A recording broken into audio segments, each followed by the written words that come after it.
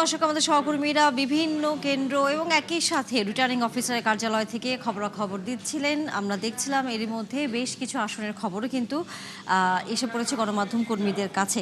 তবে শেষ পর্যন্ত যেটি হয় যে নির্বাচন কমিশন থেকে যখন আনুষ্ঠানিকভাবে ঘোষণা করা হয় কোন আসনে কে কত ভোট পেল এবং কে নির্বাচিত হলো, তার জন্য আসলে অপেক্ষা করতে হয় এবং সেই অপেক্ষা কতক্ষণ নাগাদ করতে হবে সেটি জানানোর জন্য আমাদের একাত্তরের নির্বাচন কমিশনে যে নিউজ সেন্টার করা হয়েছে সেখান থেকে যুক্ত হচ্ছেন সহকর্মী ফারজানা আক্তার। ফারজানা, আমরা দেখতেই পাচ্ছি নির্বাচন কমিশনের প্রস্তুতি এবং একই সাথে একাত্তর টেলিভিশনেরও প্রস্তুতি। আপনি দিনভর খবর নিয়েছেন, নানা রকম আসলে ঘটনার মধ্য দিয়ে আমরা দেখেছি নির্বাচনটি শেষ হয়েছে, এখন ফলাফল জানবার পালা। সেই হিসেব করে কতটা সময় আরও লাগতে পারে ফলাফল জানবার ক্ষেত্রে? আকিস সিমেন্টে তৈরি এ বাড়ি, সিমেন্টে লোহার শক্তি। আয়রন স্ল্যাগ সমৃদ্ধ আকিস সিমেন্ট, সিমেন্টে লোহার শক্তি। এবং একই সাথে আমরা দেখি যখন ফলাফল ঘোষণা হয় তখন অনেক প্রার্থী আসেন বা তার সমর্থকরা আসেন জানবার জন্য। সেরকম কোনো খবর আসলে আছে কিনা আপনার কাছে যে কেউ এসে উপস্থিত হবেন নির্বাচন কমিশনে?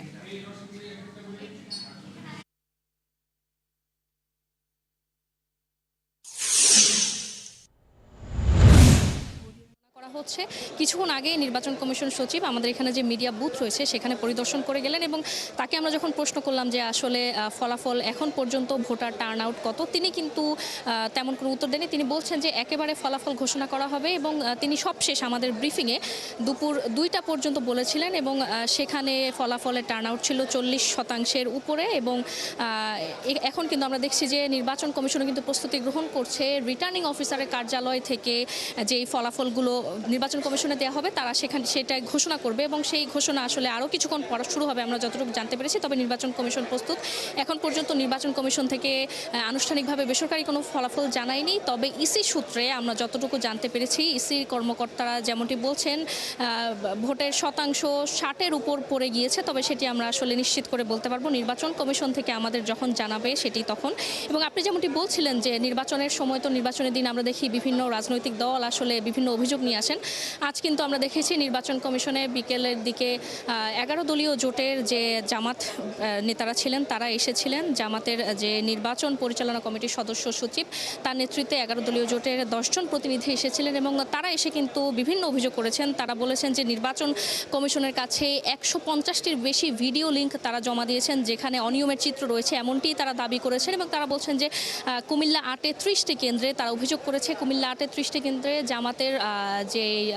জামাতের যে এজেন্ট রয়েছে তাদেরকে বের করে দেওয়া হয়েছে। পাশাপাশি তারা ঝালকাঠি এবং নোয়াখালী 3-এও বলেছে বিশৃঙ্খলা হয়েছে। তারা সেই বিষয়ে অভিযোগ করে গেছে নির্বাচন কমিশনে এবং নির্বাচন কমিশন কিন্তু আমাদের সকাল থেকেই বারবার বলছিল যে কোথাও কোনো বড় ধরনের ঘটনা ঘটেনি, কোথাও কোনো সহিংসতা হয়নি। তবে ছোটোখাটো যে বিশৃঙ্খলা হয়েছে নির্বাচন কমিশনের কাছে যেসব অভিযোগ গেছে নির্বাচন কমিশন আসলে সেগুলো আমলে নিয়েই তারা কাজ করছেন। পাশাপাশি আমরা কিন্তু দেখি যে নির্বাচনের সময় নির্বাচন কমিশনে এখানে যে আইনশৃঙ্খলা বাহিনীর সমন্বয়ে একটি মনিটরিং সেল গঠন করা হয় আইনশৃঙ্খলা বিষয়ক এবং সেই সেলে আমরা যেমনটি দেখেছি সবশেষ আমার কাছে যে তথ্য সেই অনুযায়ী 5 শতাধিক বিশৃঙ্খলার অভিযোগ আমরা দেখেছি ভোট কেন্দ্রগুলোতে। এমন ধরনের অভিযোগ এসেছে এবং 13টি কেন্দ্রে ভোটদানে বাধার খবরও কিন্তু এসেছিল এবং তারা যেমনটি দাবি করছেন যে সেসব জায়গায় তারা রিটার্নিং অফিসার এবং সংশ্লিষ্ট কর্মকর্তাদের সাথে কথা বলে সেসব পরিস্থিতি আসলে ঠিক করে ফেলেছে। এবং এবার কিন্তু প্রথমবার সংসদ নির্বাচন এবং গণভোট একসাথে অনুষ্ঠিত হচ্ছে। সেক্ষেত্রে আমরা দেখেছি ফলাফল নিয়ে কিন্তু মানুষের মধ্যে নানা ধরনের জিজ্ঞাসা ছিল ফলাফল কখন নাগাদ আসলে গণনা করা হবে। তবে নির্বাচন কমিশন সূত্র থেকে আমরা যেমনটি জানতে পেরেছি নির্বাচন কমিশনের কর্মকর্তারা বলছেন ফলাফল ভোট গণনা আসলে ভোট প্রদানের পর থেকে শুরু হয়ে গিয়েছে। আমরা জানতে চাই আপনার কাছে সেটি হচ্ছে এর আগে যখন নির্বাচন কমিশনের সচিব বলছিলেন যে দুপুর 2টা নাগাদ 48% ভোট পড়েছে, এখন যেহেতু গণনার কাজটি চলছে হয়তো আরও কিছুক্ষণ পরে বিষয়টি তাদের কাছ থেকে জানা যাবে, কিন্তু কোনো ধারণা কি পেয়েছেন সেই সংখ্যাটি আসলে কতদূর সামনে এগোতে পারে, অর্থাৎ 48 থেকে সেটি আরও কত হতে পারে?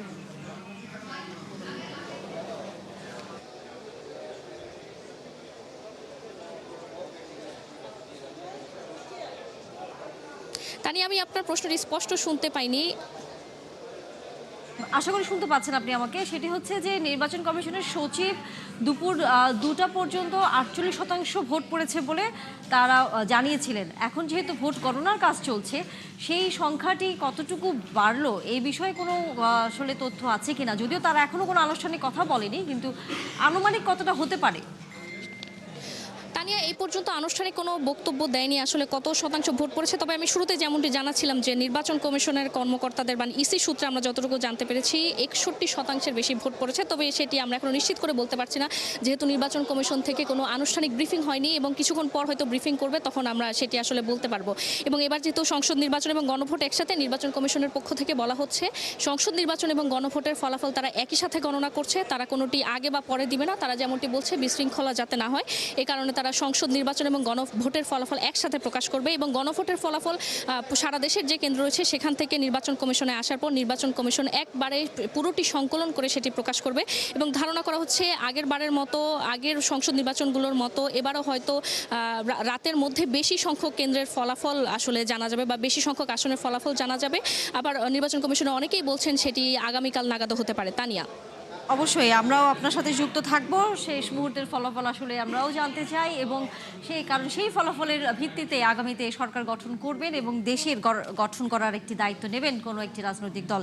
ধন্যবাদ ফারজানা, ফিরবো আবারও। দর্শক, আমাদের সহকর্মী ফারজানা আক্তার ছিলেন নির্বাচন কমিশন থেকে।